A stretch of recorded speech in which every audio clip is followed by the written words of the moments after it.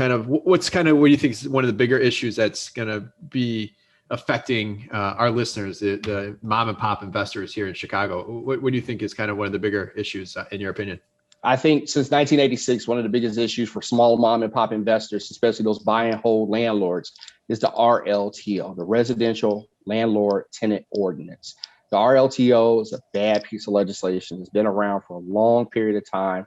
And anytime we try to make changes or amendments for the benefit of landlords, it's always been shot down.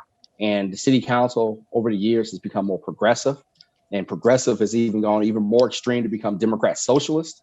And I think it is not the best time to propose things, but there's no time like the present.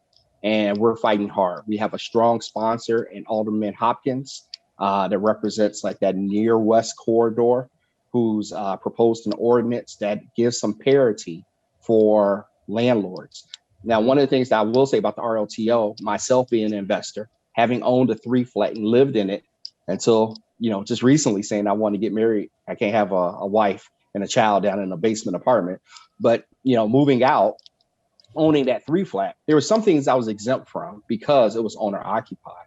But now I'm deathly afraid, having moved out of that unit or building and moving somebody in and now subject to the RLTO.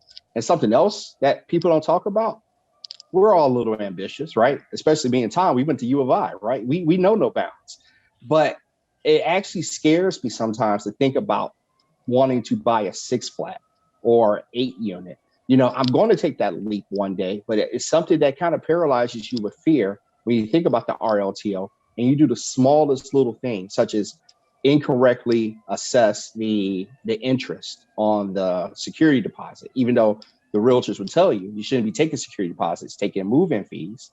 But if you miscalculate the interest, and a lawyer comes and sues you, you could be in the hole tens of thousands of dollars and have to sell your building to pay those lawyers' costs. So the RLTO with Alderman Hopkins is something that we're championing right now, and something that we want to make sure that gets passed because it brings common sense reform and parity for small mom and pop landlords. So if you got 3 units or you got 3,000 units, you should want to fight for RLTO reform.